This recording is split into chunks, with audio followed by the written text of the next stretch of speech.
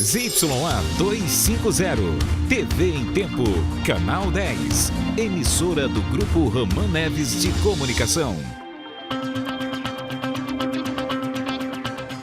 Greve dos rodoviários deixa pelo menos 900 mil pessoas sem ônibus em Manaus. Isso é uma falta de respeito, a pessoa deixa a gente desde cedo aqui esperando o ônibus. Terminais ficam vazios, usuários esperam horas nos bairros e transporte alternativo superfatura o preço da passagem. Na Câmara, vereadores querem explicações do sindicato sobre a paralisação. Mudanças no governo municipal. Novos secretários assumem depois de renúncias por causa das eleições. No esporte, o campeonato de arrancada que movimentou o fim de semana em Iranduba. E mais, ilhas inteiras correm risco de desaparecer na região metropolitana de Manaus por causa do fenômeno conhecido como terras caídas. O Jornal em Tempo dessa segunda-feira já começou.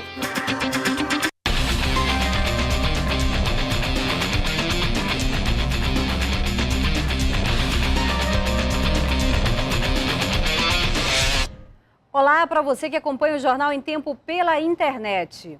Manaus amanheceu sem ônibus. O resultado foi um caos. A paralisação dos rodoviários prejudicou pelo menos 900 mil pessoas. Na ponta da língua está o desabafo de quem foi surpreendido pela greve. O certo era 70% das frotas ser liberada. E nós estamos desde 4h30 na parada. Nós tudíamos um tumulto de gente pegando micro-ônibus, não tinha condições de pagar micro-ônibus, R$5 do micro-ônibus. Do jeito que tem o direito, nós temos o nosso. Nós trabalhamos todo dia, cara. Não tem essa, não. O nosso direito é esse. E vai ser descontado, não vai ser dele, vai ser do nosso. Do outro lado, trabalhadores e relatos de ameaça. Ameaça, querer bater no motorista, cobrador, xingando, né? Toda vez ameaça querer quebrar os ônibus e tacar fogo nos ônibus. O clima tenso fez motoristas da Global Green retornarem à garagem. A justiça determinou que 75% da frota rodassem nesta segunda-feira. Mas, segundo o sindicato, os trabalhadores não concordaram e pelo menos 95% deles cruzaram os braços, impedindo inclusive que alguns ônibus saíssem aqui da União Cascavel, uma das maiores empresas da capital. Somente depois das 8h30 da manhã, os primeiros coletivos começam a rodar. Policiais do choque tiveram que agir para liberar os ônibus. Quando começaram a sair os primeiros carros, alguns trabalhadores insatisfeitos não estavam deixando de sair.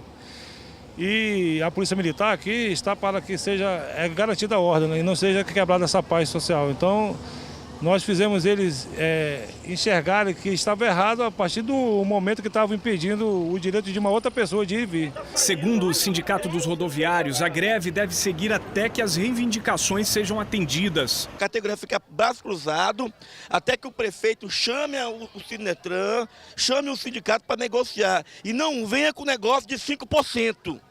Nossa luta é por 20% de reajuste salarial, R$12 mil de PLR, insalubridade e que as empresas sejam testadas no SUS também. A prefeitura considera a paralisação abusiva e vai pedir à justiça o aumento da multa ao sindicato. A PGM, nossa Procuradoria-Geral do município, ela já se dirigiu ao tribunal pedindo que seja decretada imediatamente a abusividade dessa greve, que seja ordenado o imediato retorno ao trabalho e que a multa seja majorada de 100 mil para R$1 milhão.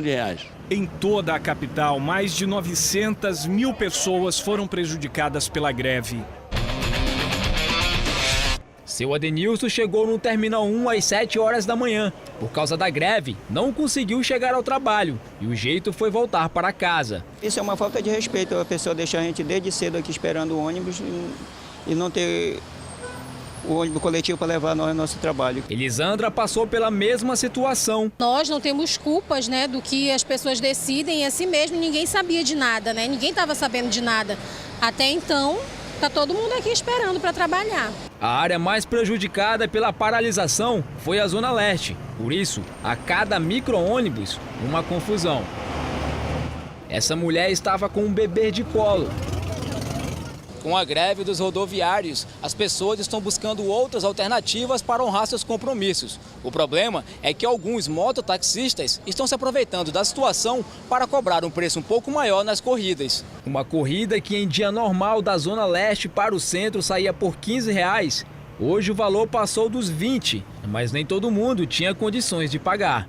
Eu não tenho dinheiro suficiente para pagar um mototáxi para o meu trabalho, né? Então eu dependo do transporte coletivo, do dia, e eles fazem isso com a gente. A gente continua falando sobre a greve de hoje. A repórter Larissa Santiago está na Prefeitura de Manaus, ao vivo, e fala pra gente. Larissa, o prefeito Arthur Neto vai tomar alguma providência para evitar novas paralisações como essa de hoje? Boa noite, Marcela. Muito boa noite a você que acompanha a programação da TV em Tempo. E olha, hoje à tarde o prefeito voltou a falar sobre a greve. Ele disse que ainda hoje deve se reunir com os empresários na tentativa de achar um ponto em comum, né? De fazer um acordo mesmo.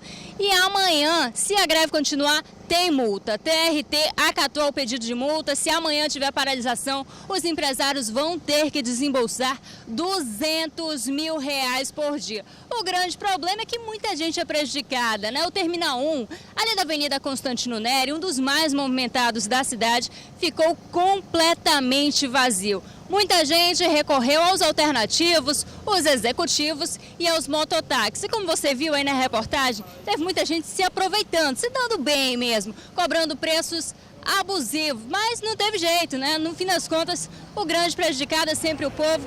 Quem gasta mais, quem paga caro, é mesmo a população. Marcela.